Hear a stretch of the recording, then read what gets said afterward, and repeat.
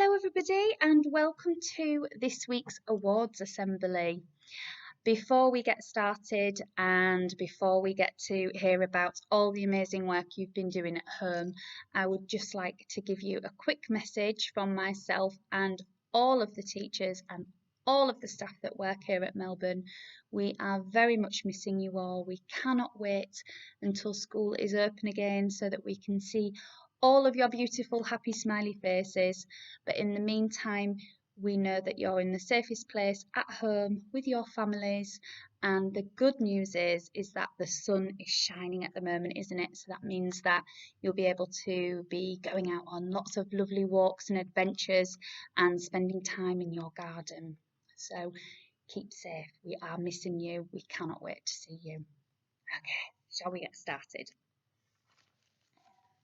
So, this week then, let's talk about who has been impressing their teachers. So, in class 1, we have got Iris. Now, some of you in class 1 might be thinking, Iris? Who's Iris? We don't have anybody in our class called Iris. Well, actually, class 1, you do now have a new friend in your class called Iris. Iris joined Melbourne Primary just before the Easter holidays and she has been coming into school to be looked after. Iris has settled down so well, since she has joined. In the very short space that she has been here, she's settled down really, really well. And while she's been in school, she has been working her socks off, having fun, and doing lots of brilliant activities. And particularly impressive was her cactus that she created with Mrs. Williams earlier on in the week. It was an amazing cactus. So well done, Iris, for working hard. You have been spotted, so congratulations. Okay, moving on then into class 2. Now, when Mrs. Brosnitz had to give me her worker of the week for class 2, she said, "Oh, Mrs. Foxton, it's really hard. They're all working really, really hard. I'm getting lots of messages with photographs of what the children are up to. It's so difficult to choose one." But after I said you have to, she made her decision and let me know that, William, you are the worker of the week in class 2. And I was so impressed when she gave me the reason, William, that you have been chosen as Worker of the Week, because Mrs. Brosnitz told me that you went out on a walk and you found a feather. And this feather really, really interested you. You wanted to know more about this feather. You wanted to find out what type of bird this feather came from. So when you got home, you did some research, you found out the bird that the feather belonged to. And not only did all of that hard work and all of that learning, but then you drew a really fabulous picture of this type of bird that you had learned all about. So well done for being such a brilliant independent learner. Okay, well done. Moving on then into class 3. Okay, well, it's a bit similar to class 1 because not only have we had Iris join us in class 1, we've had Rory join us in class 3. And Rory, Miss Cheshire has been so impressed with you as well.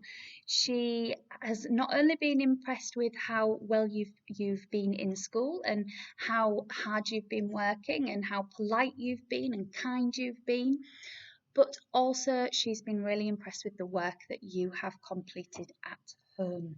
So you have been using Study Ladder. Okay, at home, you have been using Study Ladder to create some amazing maths. You've completed some fabulous science and you have been practicing your phonics skills. So well done. You have been working your socks off and you have been spotted, Rory. So well done and welcome to our school. Okay. Right then, moving on to class 4.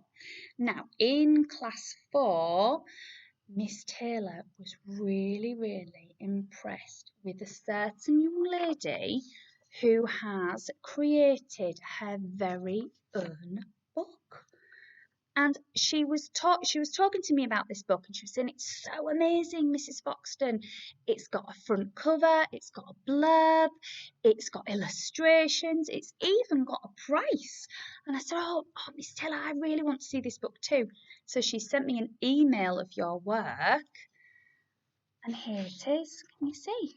Can you see that page from a book that one of our Year 4 pupils has produced?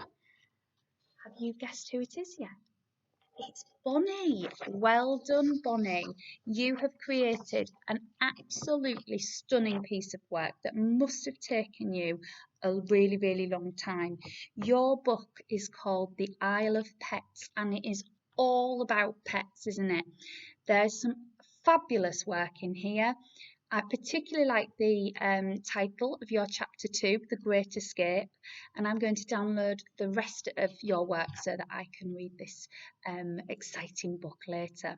But I do have a bit of advice for you, Bonnie. I think you need to think about making your prices a little bit more expensive because you've only priced your book at 10 pence, and I think that it's worth, at least 10 times more than that. Email me if anybody knows what 10 times more than 10 pence is. Okay, well done, Bonnie. Let's give her a big clap. Moving on to class 5. Now, I think that the people in Bonnie's house are going to be really happy today because in class 5, Max has been chosen. Max, you have also been working really hard and you have also created a really fantastic book. And here's a page from your book. There, Max, and your book is called The Great Wave. Your book is a little bit more expensive than Bonnie's. It's $5.99, so I think you've got your pricing spot on there. Okay, so well done. And your book is linked to the topic that you were learning about before we all had to shut down. And it is an amazing book. I'm just going to read the first couple of sentences. A long, long time ago, there stood a giant city called Atlantis. Atlantis was a really big city, but one day something really bad happened. And this chapter's called The Big Wave, so I wonder if you can guess what might be about to happen. I'm not going to read you anymore because I don't want to spoil Max's book. But when we come back to school, Max, it'd be great if you could bring your whole book in and we could maybe photocopy it and put it in our library, and then some of the other children might want to read it. If that's okay with you, we need to get your author's permission, don't we, first? So brilliant. Well done, Max. Miss Kirk is so impressed with you. Not only have you written a book this week, but you have written a letter to Miss Kirk. You've done some brilliant maths as well. You've been exploring fossils. So well done. We're really proud of how hard you're working. So let's give Max a clap. Well done, Max. And last but not least, in class 5. This week, Miss Laurie chose the worker of the week in class 5, and Mrs. Laurie has chosen Alice Cornell. And she has chosen you, Alice Cornell, because you have written an amazing report all about the Great Fire of London. Okay, and that was one of my favourite topics to teach when I had my own class. So I was really, really excited to read some of your report that you have written yourself. Reports aren't easy to write because you have, particularly when they're about something historical, because you have got to have all of that subject knowledge, you've got to have all of those facts at your fingertips, and you've got to be able to craft those together so that the reader is really interested and wants to continue reading on. So I'm not sure if you can see that, everybody. I've just got a photograph there, part of Alice's Great Fire of London report. Not all of it, because there's quite a lot of it, so this is just a page. So I'm just going to read you a little bit. So it says, the Great Fire of London that happened in London started in a small bakery on the 2nd of September in 1666. This blazing fire began. The many people who lived in London became scared and frightened throughout the fire, but in the end, most people survived. Luckily, only 9 people died over the 5 days of the fire blazing. For most, their normal lives were abandoned in a fight against the fire. I definitely want to read on, especially because the next subheading says, "What happened to everybody's possessions?" I'd like to find out about that, and I'd like to test you to see if you've got all of that historic knowledge there. Can you remember what the street was called, Alice, where the blaze began, where the bakery was? If you can, get in touch with me and let me know. Okay. So that rounds up our workers of the week.